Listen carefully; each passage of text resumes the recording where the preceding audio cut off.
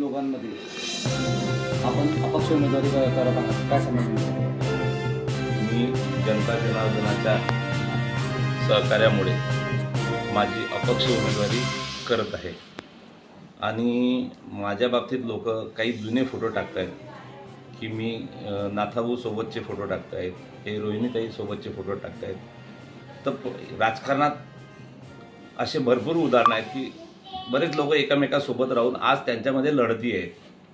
उदाहरण द्यायचं झालं तर मंगेश दादा आणि उन्मेष दादा हे सोबत होते, मग ते एकमेकाच्या विरोधात डमी आहेत का? गिरीश भाऊ महाजन व खोडपे सर हे 6 महिन्यापूर्वी एकमेकाच्या सोबत होते, ते आज एकमेकाच्या विरोधात आहेत, मग ते डमी आहेत का? मागच्या वेळेस चैनसुख संचिती साहेब आणि राजूभाऊ येकडे हे एकासोबत होते, ते एकमेकाच्या लढतीत आहेत. असे असंख्य उदाहरणं आहेत की काही लोक हे सोबत असतानाही राजकारणात आज सध्याच्या घडीला हे एकमेकाच्या विरोधात आहे. आणि मी काही डमी उमेदवार नाही आहे.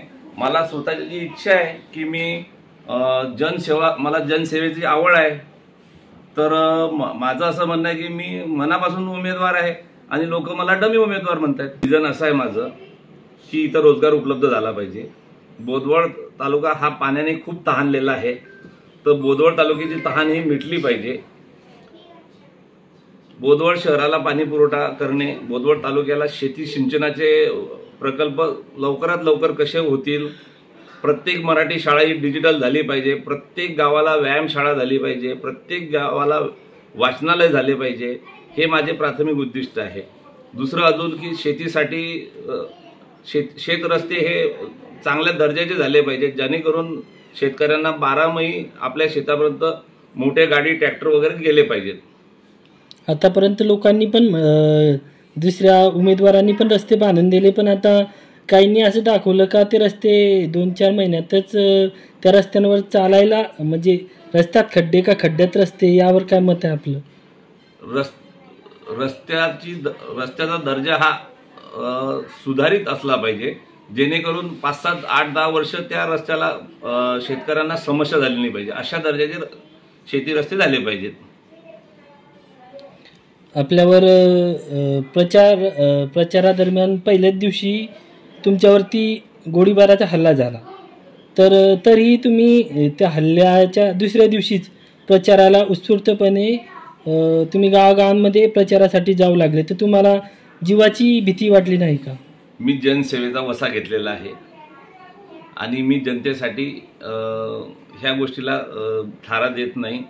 जीवन एक ते आणि जनतेच्या सेवेसाठी मी हे माझं जीवन अर्पण करायलाही तयार आहे. मुक्ताईनगरमध्ये तुम्हाला असं वाटत नाही का की MIDC सारखे उद्योग आले पाहिजे? मुक्ताईनगरमध्ये रोजगाराच्या संधी उपलब्ध होण्यासाठी उद्योगधंदे MIDC आली पाहिजे. बस स्थानक जे आहे ते पश्चिम महाराष्ट्र धर्तीवरती उभारले गेले पाहिजे. केळी प्रोसेसिंगचे केळी हब सावजा भागात झाला पाहिजे. आपल्या भागात कपाशीचं खूप मोठं उत्पन्न होते, तरी कपाशीवर आधारित उद्योगधंदे इथं उभारले गेले पाहिजे, जेणेकरून सुशिक्षित बेरोजगार लोकांना रोजगार उपलब्ध होईल. दुसरं की काही गावामध्ये कागदावर दिसणारी हागणदारी ही 100% कशी यशस्वी होईल याच्यासाठी माझे खूप प्रयत्न असतील. लोकांच्या अशा प्रतिक्रिया आहे की विनोद भाऊंनी असे केले, विनोद भाऊंनी तसे केले, म्हणजे चांगल्या प्रतिक्रिया लोकांकडून या तुमच्याबद्दल येत आहेत, तर खरंच त्या खरोखर आहे का काही वाटतं तुम्हाला त्याच्यामध्ये? आता जसं की काही नेत्यांच्या न्यूज येतात, यांनी असं केलं त्यांनी तसं केलं, पण असं उघडकीस आलं आहे की त्या काही पैसे देऊन बनवलेल्या असू शकतात किंवा आहे असंही, त्यावर काय मत आहे तुमचं? मी अपक्ष उमेदवार जरी असलो तरी जनता जनार्दनाच्या मनातला मी उमेदवार आहे आणि जनतेचा कौल माझ्या बाजूने मला चांगला प्रतिसाद मिळतोय. त्याच्यामुळे मला असं वाटतं की माझा विजय निश्चितच होईल. आणि लोक दिसत नाहीये, लोक पुढे येत नाहीये, पण लोकांच्या मनात मी उमेदवार त्यांच्या आवडीचा उमेदवार आहे आणि लोक मला पसंत करतायत. त्यामुळे तुम्हाला मतदान रूपी माझ्यावर आशीर्वाद देऊन जनता ही मला विधानसभेत पाठवेल. आतापर्यंत मुक्ताईनगरमध्ये तुम्ही एक अपक्ष उमेदवार म्हणून उभे आहेत आणि गेल्या काही वर्षापासून ज्या ठिकाणी आधी प्रस्थापित सरकार होतं त्यांनी जे कामं करून दाखवले नाही ते तुम्ही काही काळातच करून दाखवले. अवघ्या 6 महिन्यामध्ये भरपूर तुम्ही असे लोकांपर्यंत कामं पोहोचवले. त्याबद्दल काय मत? माझ्याकडे जोही व्यक्ती आला असेल मी त्याला खूप काही दिलं असं नाही आहे, पण फुलनी तर फुलाची पाकळी दिलेली आणि तो माझ्या हातून खाली हात कधी गेलेला नाही आहे. असं मी माझ्या परी जेवढ्या मदत व्हायच्या करायच्या आहेत सार्वजनिक गोष्टी ज्या असतील ह्या मी प्रत्येक वेळेस केलेल्या आहे. त्यामुळे माझ्यातून कोणी नाराज होऊन गेलेला नाही आणि माझं कोणाची वागणंही वाईट नाही आहे. आणि मला माझा एक स्वभाव असा आहे की मी कोणावरतीही उणे दुणे आजपर्यंत केलेले नाही. माझे विरोधक असतील जवळचे असतील मी कधीही कोणावरती बोट दाखवलेलं नाही, निस्वार्थीपणे केलं. आणि हे कार्य करत असताना मी हे समाजसेवेचे बरेच दिवसापासून कार्य करतो तर मी हे निस्वार्थी केलेलं आहे. माझ्या मनात अशी कल्पना नव्हती की मला भविष्यात विधानसभा लढायची आहे, पण ती माझी इच्छा आता प्रकट झाली. ही जर इच्छा आधी 2-3 वर्षापूर्वी झाली असती तर मी मतदारसंघ भिजून काढलेला असता आणि आज लोकांना दिसलं असतं की विनोद सोनेचा जनसंपर्क किती आहे. तरी माझा जनसंपर्क खूपच प्रमाणात आहे आणि मी सगळ्या लोकांशी मिळून मिसळून सर्व स्तरातील जाती धर्मातील लोकांशी मी मिळून मिसळून आहे.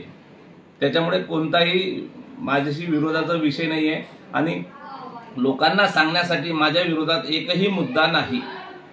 मुद्दा फक्त एकच फोटो, बाकी दुसरा मुद्दा काही नाही. हे फोटो चुकीचे आहेत, जुने आहेत. फोटो जुने आहेत. काही काही ठिकाणी जे लोक आता शिवजयंतीचे फोटो टाकतायत त्या ठिकाणी सर्व पक्षातील लोकप्रतिनिधी त्या ठिकाणी हजर होते. मग ते फोटो का टाकत नाही सोबतचे? फक्त हेच फोटो टाकायचे का? म्हणजे माझ्यासोबत ज्या दिवशी 19 फेब्रुवारीला सर्व पक्षातील लोकप्रतिनिधी आवर्जून होते, आमदार खासदार सर्व, त्यांच्यासोबतही माझे फोटो आहेत. मग ते फोटो का टाकत नाही आणि हेच फोटो फक्त टाकायचे का? म्हणजे बदनाम करायला तुम्हाला हे तर माझं जाणून बुजून मला कसं बदनाम करायचं बा, हे याच्या मागचं षडयंत्र आहे. याचं मागे असं होऊ शकते का की हे फोटो व्हायरल करून सण तुमच्या मतांवरती परिणाम करण्याचा एक असा मागचा राजकीय स्टंट आहे? स्टंट हाच की मी डमी उमेदवार दाखवण्याचा प्रयत्न हा एवढाच आहे. बाकी या फोटो मागे उद्दिष्ट काय? अच्छा, ओके.